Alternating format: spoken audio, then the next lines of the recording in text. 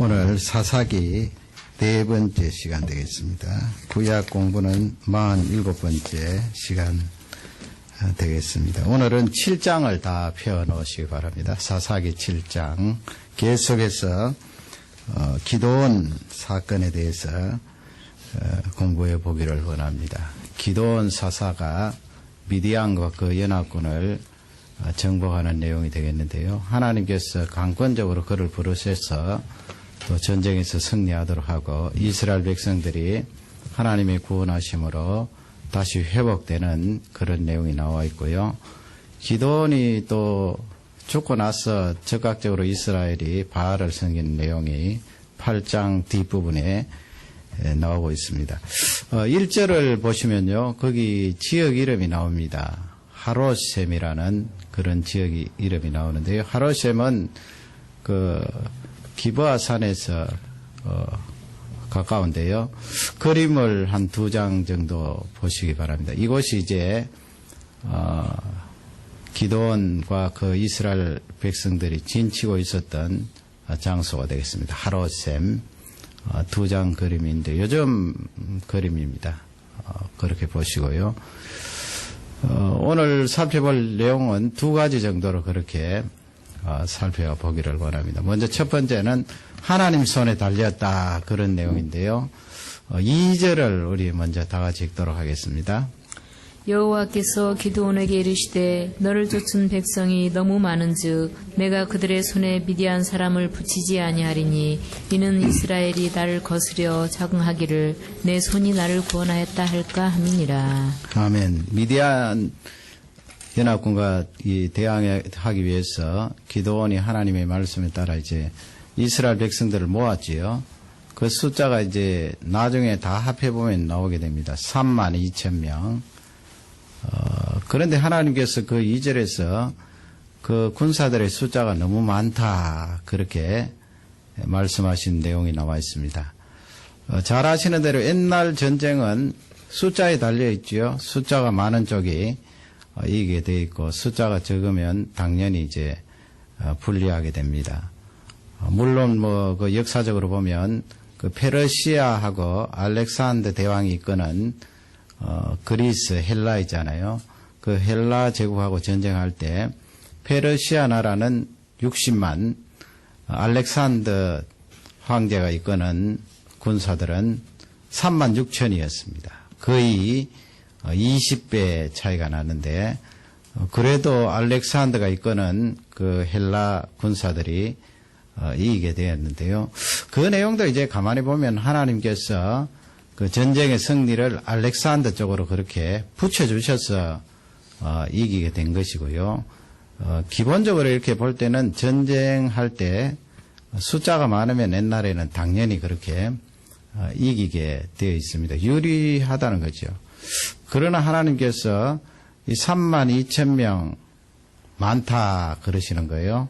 그 다른 구절에 보면은 미디안의 그 연합군은 표현을 하기를 메뚜기 떼처럼 그렇게 수없이 많다 그렇게 표현을 했으니까 그 수를 우리가 짐작을 할 수가 있습니다. 하나님께서 이렇게 많다 하시면서 3절에 어떻게 하십니까? 추려내지요 군사들을. 이 이야기는 너무나 잘 아는 이야기입니다만 참 재미있습니다. 그리고 이 숫자 부분에 있어서 지극히 작은 숫자를 가지고 승리하는 그 내용이 실려있기 때문에 신약에 사는 우리들에게 또 힘과 용기를 주는 그런 말씀이 되겠습니다. 3절을 우리 다 같이 읽겠습니다. 이제 너는 백성의 기회에 구하여 이르기를 누구든지 두려워서 떠는 자여든 길르앗산에서 떠나 돌아가라 하라 하시니 이에 돌아간 백성이 22,000명이요 남은 자가 10,000명이었더라. 아멘. 거기 이제 도합 합하면 32,000이다 하는 것을 알 수가 있는데요. 그 기드온이 가라 그러죠. 그래서 22,000명이 돌아가게 되는데요. 그러면은 그 돌아가는 사람들의 내용은 어땠습니까? 두려워하는 사람, 겁내는 사람. 두렵고 겁내는 사람들은 집으로 돌아가라. 이렇게 해서 22,000명이 이제 집으로 떠나게 되는 그 내용이 나와 있습니다. 이건 그 군사들 징집을 하는데 기본적으로 이제 누구나 할 수 있는 거지요. 우리 사람도 이렇게 많은 사람들이 있는데 전쟁에 나갈 사람 추려내라 그러면 우선 담력이 있어야 되잖아요. 용기가 있고 벌벌 떨면서 뒤로 물러가게 되면은 그 군사로 또 징용을 하기가 어려운 것입니다. 하나님께서 두려움을 주제로 두고 그렇게 추려내도록 그렇게 하시는데요. 이렇게 10,000명이 남았잖아요. 10,000명을 가지고 이제 미디안 연합군과 전쟁을 하면 좋겠다 그렇게 우리 사람들은 생각할 수 있을 텐데 하나님께서는 또 잘라내는 거예요. 그게 이제 6절, 7절 읽어보면 나와 있습니다. 우리 6절부터 먼저 읽겠습니다. 손으로 움켜 입에 대고 핥는 자의 수는 300명이요 그 외의 백성은 다 무릎을 꿇고 물을 마신지라. 예. 거기 이제 물 마시는 모습을 보면서 이제 간추려 내게 되는데요. 그 기도원을 향하여서 이 군사들을 이제 물가로 데리고 가라 해서 물을 먹게 했습니다. 물 먹는 그 태도가 여러 가지 아니겠어요. 그 가운데 이제 유심히 이제 관찰을 하는데 7절을 읽겠습니다. 다 같이 7절을요. 여호와께서 기드온에게 이르시되 내가 이 물을 핥아먹는 300명으로 너희를 구원하며 미디안 사람을 내 손에 붙이리니 남은 백성은 각각 그 처소로 돌아갈 것이니라 하시니. 아멘. 그 물 먹는 태도를 두 가지로 그렇게 나누었지요. 그 한쪽은 9,700명, 한쪽은 300명 그렇게 나누었는데 9,700명에 해당되는 사람들은 6절, 7절 종합하면 그 사람들이 이제 무릎을 꿇고 물을 마시는데 얼굴을 이렇게 무릎을 꿇었으니까 그 물 속에 이렇게 쳐박고 물을 꿀컥꿀컥 마셨을 것입니다. 그게 9,700명이고요. 그 다음에는 이제 섰다 앉았다 그 표현은 없는데요. 손을 가지고 이렇게 물을 움켜서 먹었다. 그런데 조금 우리가 혼동스러운 것이 있는데 그 물을 움킨 물을 개처럼 핥아 먹은 사람 그렇게 되어 있습니다. 여러분 6절 7절을 읽으시면서 명확하게 어떻게 먹었다 구별을 할 수 있나요? 우리 주일학교 들은 대로 그렇게 생각하면은 명확하게 그렇게 구별이 되는 것 같은데 성경을 가만히 읽어보면 그렇게 싹 명확하게 구별이 되지 않습니다. 전통적으로 이제 우리가 주일학교 때부터 배운 그 내용은 손을 가지고 물론 뭐 무기를 가지고 있었으니까 어떤 사람 한 손으로 그렇게 먹었겠지요. 물을 탁 떠서 앉았던 섰던 대개 학자들은 섰다고 그렇게 말을 하는데 물을 떠서 서서 이렇게 핥아 먹는 거예요. 두리번거리면서. 그런 사람들이 이제 300명 되고 나머지 9,700명은 무릎을 꿇고 물속에 얼굴을 대고 벌컥벌컥 그렇게 마셨는데 되게 이제 생각하기를 그러면 300명을 하나님께서 선택하신 것은 틀림없이 이 전쟁하러 나가는 군사들이 이 집중력이 있었다. 그 말은 주의를 하고 주의를 살피면서 그렇게 손에 물을 떠서 먹었기 때문에 하나님께서 300사람에 해당되는 그 부류를 선택했을 것이다. 그렇게 주장하고 우리가 그렇게 알고 있지요. 그러나 어떻게 보면은 요세푸스라는 그 유대인 역사가가 있는데요. 그 사람은 반대했어요. 왜 반대했는가 하면 300명이 도리어 겁이 많은 게 아니냐는 거예요. 겁이 많기 때문에 일어서서 물을 움켜서 주리를 두리번거리면서 물을 핥았다는 거예요. 그래서 300명이 더 겁쟁이라는 거예요. 여러분 그 말에 어떻게 생각을 하십니까? 무릎을 꿇고 물을 마신 사람들은 도리어 겁이 적고 또 무릎을 꿇은 그 자세도 안정적이라는 거예요. 여러분 어느 쪽을 선택하시겠습니까? 대개 이제 이 말씀을 우리가 들을 때 기도원의 300명에 그렇게 초점을 맞추는 경우가 많이 있습니다. 하나님께서 정예 부대 300명을 뽑으셔서 그 300명을 통하여서 미디안 족속들을 칠 수 있도록 그렇게 하셨다. 그렇게 해석하는 경우가 있는데 그러나 우리가 조금 더 다른 각도에서 생각하면 그렇지 않을 수도 있어요. 물론 그 요세푸스 쪽을 선택하는 사람은 반대쪽의 학자들 훨씬 숫자가 많아요. 그쪽에 이제 선택하면서 요세푸스 쪽을 거절하겠습니다만은, 그러나 우리가 요세푸스 쪽을 선택한다면 어쩌면 그 2절 말씀에 더 근접을 할 수가 있어요.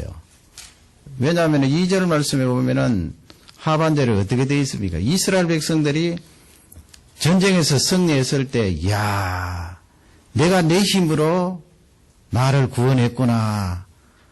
그렇게 할까봐 하나님께서 숫자를 줄이라고 말씀하셨거든요. 그것이 분명히 나와 있기 때문에 하나님께서 굳이 정예부대 300명을 만들 필요가 있으신가? 정예부대 300명을 만들지 않아도 틀림없이 그 전쟁은 하나님 손에 달려 있는데 말이죠. 그래서 저는 이 요세푸스의 해석 쪽에 선택을 하고 싶어요. 그러니까 하나님의 중심 목적은 이 전쟁은 내 손에 달렸다는 거예요. 뭐 우리식으로 말하면 너희 인생은 하나님 손에 달렸다는 거예요. 그렇지 않습니까, 여러분? 하나님 손에 달렸죠. 인간이 가지고 있는 겁이 조금 더 많다, 적다, 그게 무슨 큰 차이가 있나요? 머리가 조금 좋으면 어떻고, 머리가 조금 나쁘면 어떻고요? 조금 더 건강하면 어떻고, 덜 건강하면 어떻습니까? 그게 큰 차이가 없어요, 사실은. 하나님 앞에 따지고 보면. 그게 차이가 있는 것이 아니고, 하나님 손에 달렸느냐, 달리지 않았느냐, 그 인생이, 거기에 큰 차이가 있음을 우리가 생각해 볼 수가 있습니다. 그래서 하나님께서는 그 숫자를 줄이는 데 목적을 두셨어요. 그 목적 기본 바탕에는 하나님께서 이 일을 하시고 승리케 하셨다는 것을 강조하시기 위하여 그렇게 하셨음을 우리가 짐작을 할 수가 있습니다. 거기에 이제 조금 더 보충을 할 수 있는 것은 이 기도원이 계속해서 겁을 냈거든요. 전쟁을 할 때까지. 겁을 낼 만도 한 것이 농사를 짓던 사람이 이렇게 전쟁을 해야 되니까 얼마나 겁나겠어요. 자기뿐만 아니고 뭐 이스라엘 백성들을 그렇게 많이 데리고 가서 치면은 이제 이스라엘 나라가 어떻게 되겠어요. 겁이 나니까 하나님께서 전쟁 바로 직전에 뭘 또 이렇게 알려주세요. 그게 13절에서 15절 말씀인데 그 내용을 보면은 야, 이 기도원이 계속해서 두려워하고 겁을 냈구나 하는 것을 알 수가 있어요. 그러면 여러분 요세푸스 쪽에 조금 우리가 더 기울 수가 있는 거예요. 이렇게 계속해서 겁을 내고 두려워하는 기도원도 하나님께서 꼭 붙들어 끝까지 서셔서 전쟁에 승리하게 하셨는데 그 300명이 굳이 더 두려워하고 또 주의력이 높은 그런 사람을 선택할 이유가 있는가, 거기에 생각을 해보는 것입니다. 그렇지 않으면 여러분 이 성경을 볼 때 초점이 300명에 맞춰져요. 하나님의 그 능력과 하나님의 이기게 하심과 하나님의 능력 많으신 그 손보다 300명이 잘 뽑혀서 그 300명이 전쟁에 이겼기 때문에 이스라엘이 구원을 받았다. 그렇게 나갈 수가 있거든요. 그렇게 생각하지 말고 이 말씀에서 초점은 하나님 손에 달렸다는 거예요. 이스라엘뿐만 아니고 우리도 우리 인생 자체가 하나님 손에 달린 거 아니에요. 근본적으로 하나님 손에 달렸어요. 그 이제 13절 한번 읽어보겠습니다. 13절입니다. 기도원이 그곳에 이른즉 어떤 사람이 그 동무에게 꿈을 말하여 이르기를 내가 한 꿈을 꾸었는데 꿈에 보리떡 한 덩어리가 미디안 진으로 굴러 들어와서 한 장막에 이르러 그것을 쳐서 무너뜨려 엎드러뜨리니 곧 쓰러지더라. 아멘. 재미있죠, 성경이. 그 일어났던 일들을 그대로 생생하게 기록하고 있는데 이게 뭔가 하면은 기도원이 이제 그 적진 가까이 가게 된 거예요. 적진 가까이 가니까 그 적군들이 말이죠. 아마 보초를 쓴 병사들이겠지요. 꿈 이야기를 한단 말이에요. 꿈 이야기를 하는데 보리떡 하나가 이렇게 미디안 텐트 천막으로 싹 굴러 들어오는데 그 텐트 안으로 굴러 들어오더니만 텐트를 휘짓고 그다음에 무너뜨리더라. 그 꿈 이야기를 하는 거예요. 그러니 하나님께서 얼마나 세밀하게 이 두려워하고 겁내는 기도원에게 힘을 주시고 응답을 하시는 거예요. 이미 앞쪽에서 2번이나 양털을 가지고 응답해 주신 하나님께서 싸우기 직전에 그렇게 또 응답을 해 주시는 거예요. 거기서 보리떡 덩어리가 무엇이겠습니까, 여러분? 바로 이스라엘 백성들의 상태를 말하는 거예요. 요즘도 건강식으로 보리를 요즘은 많이 먹습니다만 워낙 잘 살게 되어서 옛날에는 보리 먹는 사람들은 다 가난한 사람 아니에요. 그 이스라엘 백성들도 보리를 가지고 떡을 해먹고 빵을 먹는 사람들은 되게 돈이 없는 가난한 사람들이에요. 그 이스라엘의 상태를 지금 말씀하고 있는 거예요. 그리고 더 구체적으로 말하면 기도원의 그 상태를 말하는 거예요. 기도원이 자기 자신이 이야기했잖아요. 나는 므낫세 족속 중에서도 작은 자고 아버지의 가문에서도 지극히 미미한 자입니다. 그렇게 이야기하는데 기도원을 가리키는 거예요. 구체적으로. 그 기도원이 적군의 텐트로 싹 굴러 들어가더니만이 텐트를 무너뜨리고 승리하게 되었다. 그 말씀입니다. 이제 기도원이 그 말을 듣고 이제 자기 자신이 해석하도록 하나님이 놔두지 않고요. 어떻게 합니까? 그 말한 사람 옆에 그 꿈을 듣는 사람이 해석하도록 그렇게 해몽까지 하게 해요. 14절 말씀을 다 같이 읽겠습니다. 그 동무가 대답하여 가로되 이는 다른 것이 아니라 이스라엘 사람 요아스의 아들 기드온의 칼날이라. 하나님이 미디안과 그 모든 군대를 그의 손에 붙이셨느니라 하더라. 이게 이스라엘 사람이 말하는 거 아니거든요. 성경을 그냥 싹 읽어서 지나가면 잘 모르는데 이건 적군에 있는 병사가 이야기하는 거예요. 그 어떻게 지금 분명하게 그 이름을 들잖아요. 요아스의 아들 기드온. 그리고 하나님께서 그 칼을 기드온 손에 붙이셨다. 승리를 지금 말하고 있는데 기드온이 이제 하나님께 뽑혀서 이스라엘의 사사로 이제 올라섰을 때 그 소문이 쫙 들어갔겠지요. 미디안 연합군에게. 그 병사들까지 알게 된 거예요. 하나님께서 이미 미리 가셔서 그들의 마음속을 휘젓던 겁니다. 그리고 그들이 두려워하고 이미 이렇게 말하면 전쟁에 진 거잖아요. 진 거나 다름이 없어요. 그것을 이제 하나님께서 기드온에게 명백하게 알려주고 있는 내용입니다. 우리 15절을 또 다 같이 읽겠습니다. 기드온이 그 꿈과 해몽하는 말을 듣고 경배하고 이스라엘 진중에 돌아와서 이르되 일어나라 여호와께서 미디안 군대를 너희 손에 붙이셨느니라 하고. 아멘. 얼마나 힘이 나겠어요. 그냥 정탐하러 갔다가 병사들이 나눈 이야기를 듣고 자기 이야기를 그대로 하니까 아무리 믿음이 없고 겁이 나도 그걸 못 받아들이면 어떻게 되겠어요? 그것을 받아들이니까 용기가 생기고 힘이 나서 일어나자 이스라엘 백성들에게 이야기하고 있는 내용이 나와 있습니다. 그러므로 이 기드온도 계속해서 겁을 내고 두려워했다는 것을 알 수가 있습니다. 이 말씀에서 주시는 귀한 요지는 하나님 손에 달려 있다는 거예요. 그 300명이 아주 핵심적인 군사들이 뽑혀서 미디안을 쳤기 때문에 그들의 능력으로 이스라엘이 이긴 것이 아니고 하나님 손에 의해서 그들에게 승리를 안겨주었기 때문에 이겼다 하는 것을 알려주고 있습니다. 시편 한번 찾아보겠습니다. 시편 33편 16절인데요.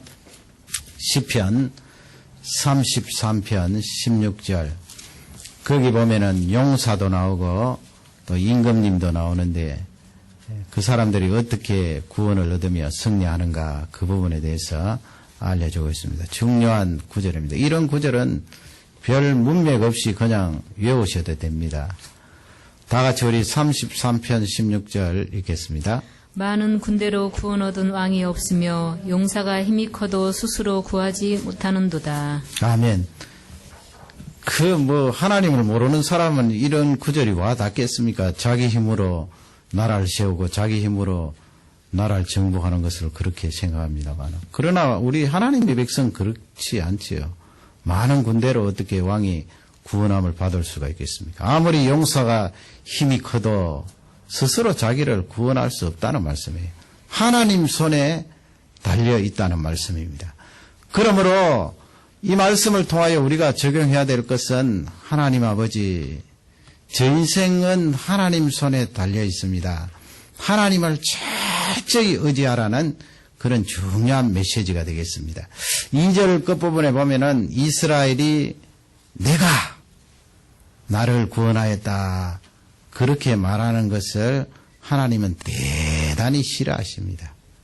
그걸 이미 아셨기 때문에 300명으로 압축하고 줄인 것을 볼 수가 있습니다. 이 말씀은 나에게 적용할 때 나의 힘이나 나의 능력이나 내가 가진 것은 줄여버리고 하나님의 능력이 나에게 많이 들어올 수 있도록 그렇게 열려 있으면 하나님의 능력이 마음껏 우리를 통하여 드러난다 하는 것을 알려주고 있습니다.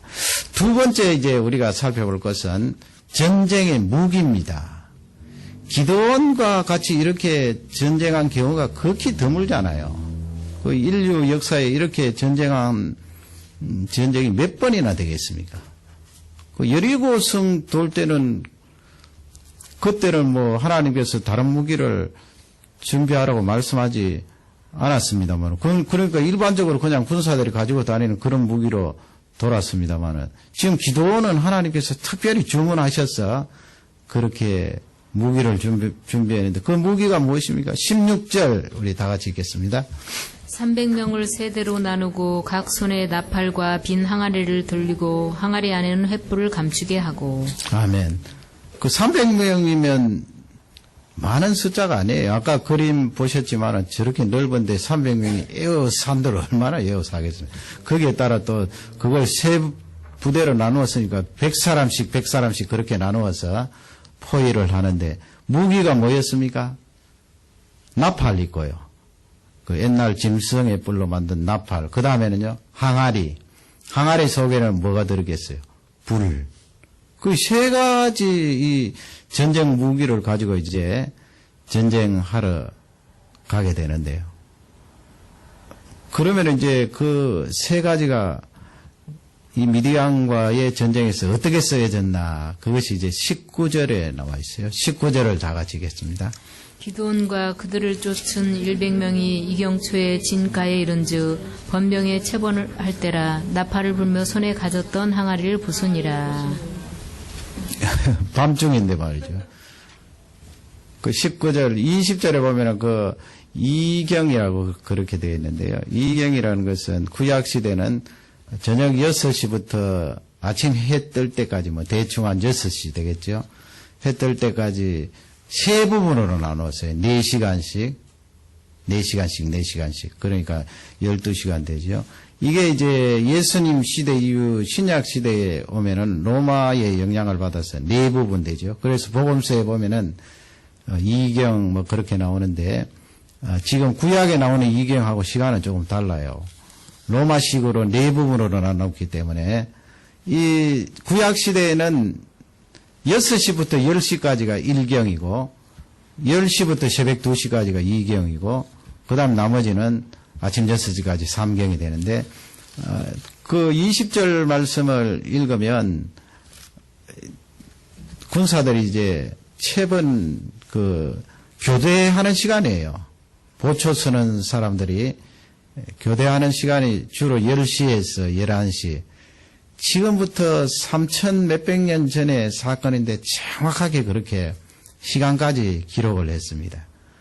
그때 이제 가서 나팔을 부르지요. 19절에 나와 있는 대로 나팔을 불고, 그 다음에 항아리는 어떻게 했어요? 깨뜨렸어요. 그러니까 불이 환하게 드러날 거 아니에요. 20절에 보면 이제 거기서 막 외치는 그런 소리가 있는데, 우리 20절을 다 같이 읽겠습니다. 세 대가 나팔을 불며 항아리를 부수고 좌수에 횃불을 들고 우수에 나팔을 들어 불며 외쳐 가로되 여호와와 기드온의 칼이여 하고. 예, 여호와와 기드온의 칼이여, 여호와의 칼이여, 기드온의 칼이여.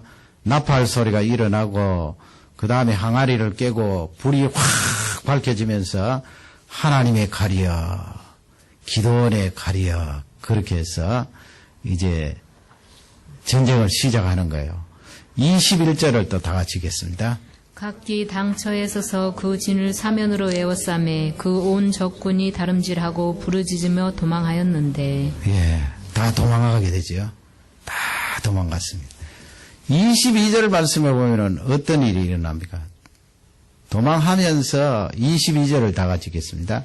300명의 나팔을 불 때 여호와께서 그 온 적군으로 동무끼리 칼날로 치게 하심으로 적군이 도망하여 스레라의 벳시다에 이르고 또 닷밭에 가까운 아벨무올라의 경계에 이르렀으며. 아멘. 서로 죽이죠, 그죠? 서로. 그 하나님께서 그렇게 하신 것입니다. 밤중에 자다가 불이 확 일어나고 나팔 소리가 나고 뭐 깨지는 소리가 나고, 그리고 그때 이제 이 교대하는 시간이니까 자기 편 군사들도 왔다 갔다 했는데 아마 잠에서 벌떡 일어나 보니까 사람이 왔다 갔다 하고 바깥에 불이 막 써져 있고 그러니까 놀란 거예요.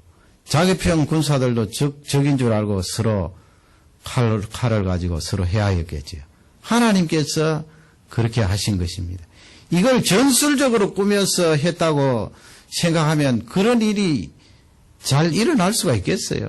하나님께서 그 속에 역사하셔서 자기들끼리 서로 해하고 다 뿔뿔이 흩어져서 도망했던 것입니다. 나중에 알고 보면 300명이잖아요. 그리고 깨뜨린 소리도 항아리 깨진 소리고, 그 불도 항아리 속에 담아놓았던 횃불이고, 뭐 다른 게 뭐 있어요. 그런데 자기들이 다 피하고 스스로 해하여서 미디안이 결정적으로 물러나게 된 그런 계기가 된 것입니다. 이것을 여러분 이제 우리에게 적용해 보는 거예요. 거꾸로 하나님께서 나에게 큰 능력으로 어떤 일을 맡기시고 쓰실 때 내가 어떻게 해야 되겠습니까? 물론 뭐 하나님께서 그 미디안을 치시기 위하여 그 당시에는 도구로 이제 항아리를 사용하고 횃불을 사용하고 나팔을 사용했겠습니다마는, 이걸 신약 시대에 사는 내가 적용을 해보는 거예요. 내가 하나님 앞에 귀하게 능력으로 쓰임받기 위해서는 항아리를 깨야 되겠지요. 그리고 불은 밝히는 거잖아요. 나팔은 뭐 하는 것입니까? 알리는 겁니다. 그래서 예수님 재림하실 때 나팔이 항상 등장해요. 천사장의 나팔 소리로 알린다는 거죠. 우주의 왕이신 재림주이신 그 하나님을 알리고 선포하는 거예요. 그러므로 이것은 신약에 사는 우리에게 귀한 교훈을 주는 말씀이에요. 적용을 해보자는 것입니다. 어떻게 적용을 합니까? 내가 가지고 있는 것은 사실은 하나님 앞에 깨어져야 돼요, 여러분. 하나님 앞에 귀하게 능력으로 쓰임 받으려면 내가 펄펄 살아나면 안 돼요. 하나님 앞에는 절대적으로 나는 깨어져야 됩니다. 나를 해하라는 말씀이 아니고요. 하나님 아버지, 내가 이것을 가지고 있으므로 가지고 있는 이것을 통하여 하나님의 일을 하렵니다. 그렇게 순서적으로 나가는 것이 아니고요. 하나님, 내가 가진 이것으로는 하나님의 그 일을 크든 작든 감당할 수가 없습니다. 내 자신을 내려놓고 깨는 거예요. 그 깨는 작업이 있고 나면 그 다음에 하나님의 능력이 임하셔서 그 큰 일들, 귀한 일들을 이룰 수가 있는 것입니다. 깬다는 것은 고난을 말씀하는 거 아닙니까? 우리가 점점 살기 좋아지기 때문에 사실 예수 믿으면서도 고난 당하는 것을 싫어하는 것이 사실이잖아요. 좀 귀찮고 불편하면은 많은 경우는 하나님의 교회를 떠나는 사람도 있고 자기 편할 대로 사는 사람들이 너무나 많아요. 그런 경우를 향하여서 복음을 위하여서 고난과 고통도 감수하라는 말씀입니다.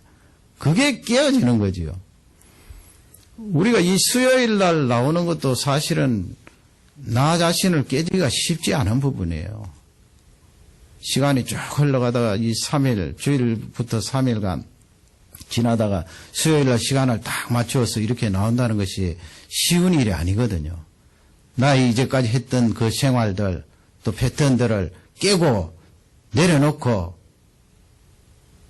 그 어려움을 감수하고 하나님 앞에 나와서 예배 드리는 것입니다.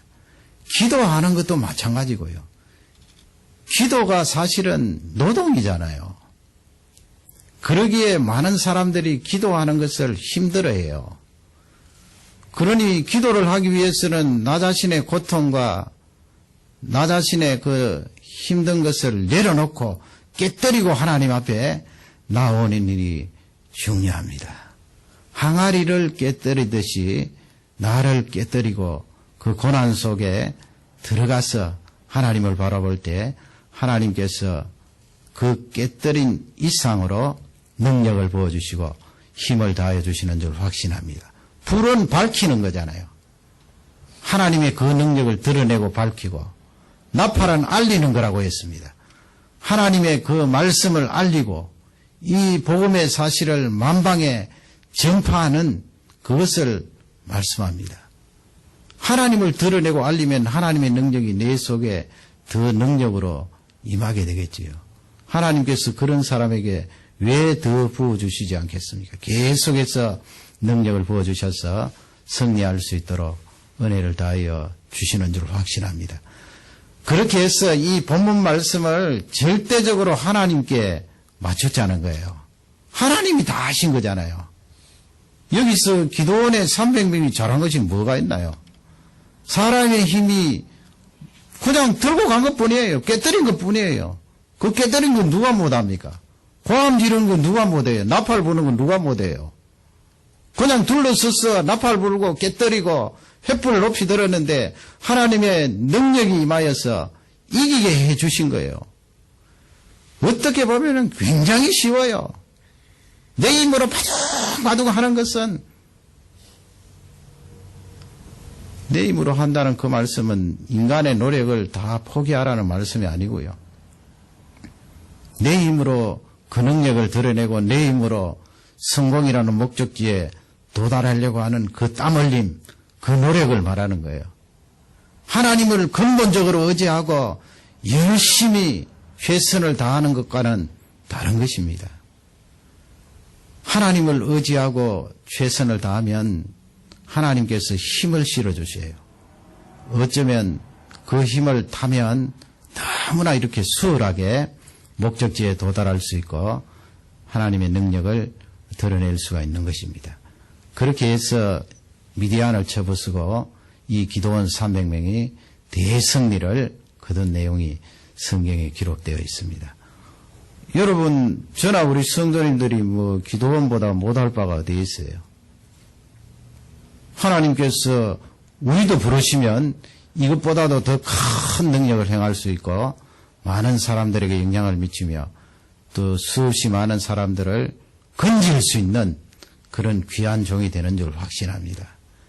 그러니 나를 깨뜨린다는 것이 나를 살리는 거예요. 기도원이 살아났잖아요. 300명이 살아났고요. 이스라엘 백성들이 그것 때문에 다 살게 되고요. 나를 깨뜨린다는 것이 나를 자해하는 것이 아니고 도리어 나를 살려서 수없는 사람들에게 영향을 미친다는 귀한 말씀이 되겠습니다. 이 말씀이 우리 모두에게 축복이 되기를 주님의 이름으로 축원합니다. 다 같이 기도하겠습니다.